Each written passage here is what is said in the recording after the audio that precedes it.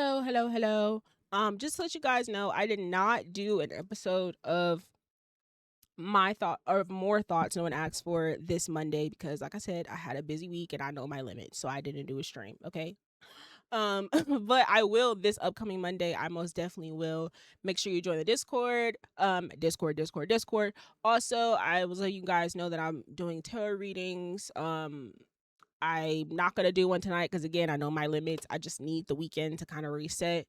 But I will follow me on just join the Discord. Okay. If you want to know when I'm literally doing anything when I'm going live outside of this main show, join the Discord because I'm letting you guys know I will be doing more content. Y'all will see my face a whole lot more. So prepare to get annoyed. All right. But so yeah, just letting you guys know that. Alrighty. So moving on to the next topic. So I'm gonna tell you what made me think of this, right? So there's this person in my life who doesn't really acknowledge things that I say. And what I mean by that is I could tell them that the sky is blue and they will purposefully make it seem like the sky isn't blue. Hey King, they will make it seem like the sky isn't blue. They will act like I don't know what I'm talking about. They will dismiss it, or they have like a very much so know it all type of energy. And I don't know if it has anything to do with my age or if they kind of think, oh, well, she can't tell me nothing. You know, she's too young. She don't know shit about shit. And I don't trust, don't get me wrong. I don't walk around acting like I know everything or trying to school people or preach at people. I don't. But it's like naturally when you're having a conversation with someone, you want them, whether they disagree with you or not, you want them to acknowledge what you're saying. You don't want to say something and then feel like they're just listening to just say whatever they want to say, not even respond to you. Just like being somewhat dismissive, maybe not intentionally, but just more so like they could be a bit self-centered or whatever, right? And I was thinking about this like, yeah, this person really does not care to take my advice. They don't care to like really listen to what I have to say on things.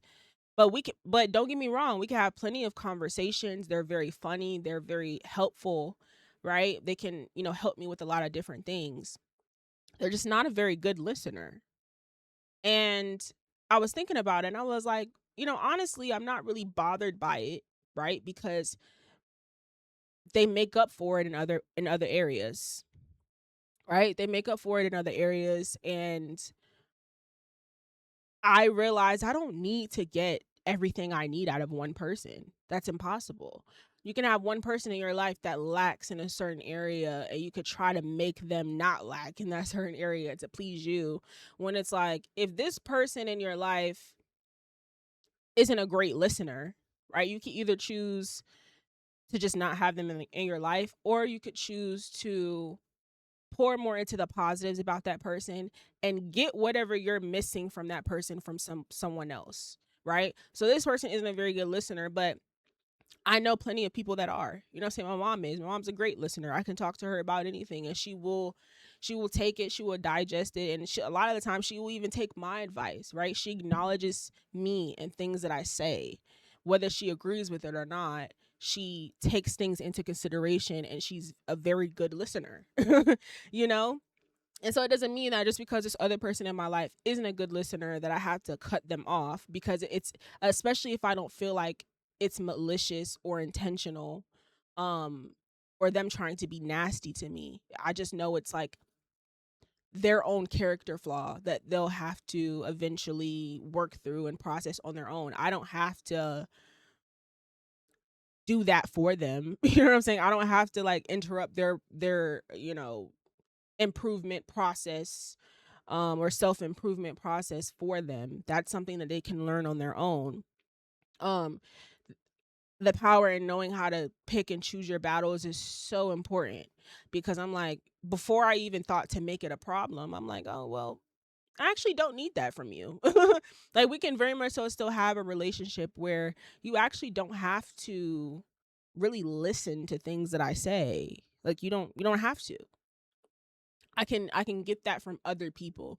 And so I realized with all relationships in my life that I don't have to get everything that I need out of one person. One person doesn't have to be a super good communicator, the best friend in the world, show up all the time, uh fucking does all the right things, helps me with everything that I need, answers the phone every time I pick up. Like all this like checklist that we usually have for people in our lives where we want the idea of the perfect friend or the perfect romantic partner, and we want them to check all of these boxes. And of course there are some boxes that like if they're not checked it's going to be a very like a real problem. Like I even talked about episodes ago about like dealing with liars, right? And how most people would be like, oh, well, if you have someone in your life who's a liar, then like you shouldn't talk to them, you shouldn't be with them. And it's like, well, there are certain cases where you just know they're not really a malicious person, but you know, okay, if you have someone in your life who's a liar that you necessarily don't want to remove out of your life, that you just know either not to tell them certain things about you, or you know how to navigate that person. You know when they're lying. You can pick up on when they're lying, and you kind of just like pick your battles. So it's kind of stuff like that where I've learned with all of my relationships, romantic, family, friendships, I don't need a one size fits all. That's actually somewhat impossible, right? To look for in a relationship where it's a one size fits all. Like this person is essentially perfect, right? Your idea of a perfect friend, a perfect family member, a perfect partner, romantic partner, they just do everything right. It's very much so okay for someone in your life to lack in a certain area that maybe may feel uneasy to you, and for you to still maintain a relationship with them. Once you think of it in a way of like,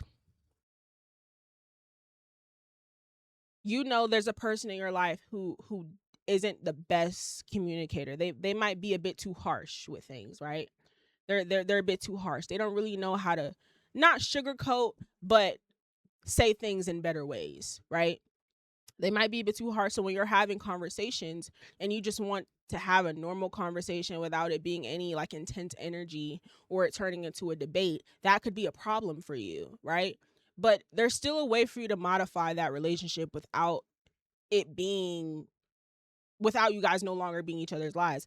You can have make sure you have other people in your life who do communicate in a way that's a lot more healthy for you, that reflects your, communication style a lot better, and lean more on those people. So when you want to have those conversations that you would normally have with that person who's not, whose delivery isn't the best, go to the people who do in your life who do have better delivery, so you can make sure that that part of you is filled without trying to make this person fill that for you. They may not be in a place in their life where they can do that. They may not understand how to. And it takes a lot more out of you to like make them do that for you for your own selfish reason, versus like you have plenty of other people in your life that have much better delivery. Go talk to them. Go have those conversations with them. And once you view all your relationships like that, it'll make things a lot easier, and that way you're not just cutting off people just because it's one little thing that you don't like, right? Something that bothers you about that person, it might not be an issue for other people in their lives. You know what I'm saying? So it's like, learn how to modify your relationships in a way where you get everything you need, but realizing you can get them from other people. Your relationships aren't a one size fits all. It just doesn't work like that. So think about it like that before you make it a problem with someone and be like, you know what? It's fine that your delivery is a bit harsh, because there are other people they can talk to that can identify with that type of communication style. So let people be how they are, and whatever, department someone lacks in, just go find other people to fill that for you.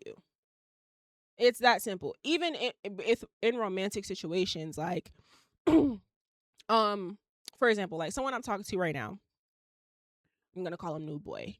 So, New Boy, he doesn't know anything about social media, right? He doesn't know anything about social media. He doesn't, well, let me not say that. That's a bit dramatic. He doesn't know anything about what I'm doing on the internet. He knows about streaming and stuff, but like he doesn't like have an Instagram or whatever. He's not really tapped in with like content world. He lives more in like the real world, like he has a real, man job, and he's more focused on like real life shit. So when I started talking to him, like explaining to him what I do and everything, of course he doesn't really understand this shit, right? He doesn't really get what I'm doing, and that's fine, right? Now for some people, they want a romantic relationship where they can talk to their partner about whatever they do for a living and they understand it, and they kind of want to involve them in certain ways. And I do understand that, but for me, when I was like, damn, he don't really understand, because I'm coming from a previous situation where someone I was talking to, he was like helping me like a lot, like giving me a lot of tips and stuff like that, and really helping me through the entire process. He totally understood what I was doing. He was kind of in the same world. I'm used to dating people who are in the same creative world as me, so it's so easy to talk about. Um, but for him, he just doesn't. This ain't his world. He don't know shit, and that's fine. Cause guess what? Guess what? I have other friends. I have other friends I can talk to that do know about this shit. You know what I'm saying? I can talk to you guys. Like I can talk to other people about it and get that from someone else instead of trying to make him understand this. It's just not his world, and that's fine. I can go talk to other people, and I'm not saying like I can go talk to other people romantically, just because it's not his world. No, I mean like other friends, filling that cup in other ways where it's not like I'm just gonna cut him off or go, fuck with someone else who is interested in what I'm doing. I can maintain that relationship and go find a platonic, you know, relationship that can fulfill that area of my life for me. So I can, maintain all relationships in a healthy way. So, anyways, I thought that was very interesting. Um, but yeah, so I'm going to go ahead and play one last very quick commercial, and then we're gonna yap about Drake. We're gonna yap about Drake and his albums. Let me read some comments. What you think about everybody going to Kick, for example, DDG and Deshae and Ben Don? I didn't know that they all went to Kick. I think some other like Love Island person went to Kick too. I mean, what am I supposed to think? They are clearly all like, getting paid to go over there. Like they clearly all getting paid handsomely to go over there. So I don't know. I'm not a Kick person. Kick feels very incel-y to me. I don't know if it's because of like when Aiden went over there, it just kind of like turned me off to the whole idea of Kick. I don't know. I'm so open to changing my mind, but I really don't care, to be honest, but that's good for them. I like Twitch. It's comfortable for me. I just like not a Kick person. It's just so awkward for me. But we'll see. I don't know. Um, or you can allow him into your world so he can know a little bit more. Yes, for sure. But that's what I'm saying. I'm not gonna force it. You know what I'm saying? Only if he wants to. Like he knows when I'm streaming. Like, you know what I'm saying? I tell him when I'm streaming, he asks about it. He'll ask like what I'm talking about and stuff. But I don't really need to like bring him on stream or, really involve him in it. The most he did was like help me, set up with my streaming setup and mount my TV and stuff like that. But I don't need to make him understand it. If he wants to, I'll, do that in certain ways. But yeah, quick commercial break, and then we're gonna yap about Drake. And y'all can go ahead and comment and tell me what you guys thought about any of Drake's albums. If you didn't listen, if you don't give a fuck about Drake, let me know.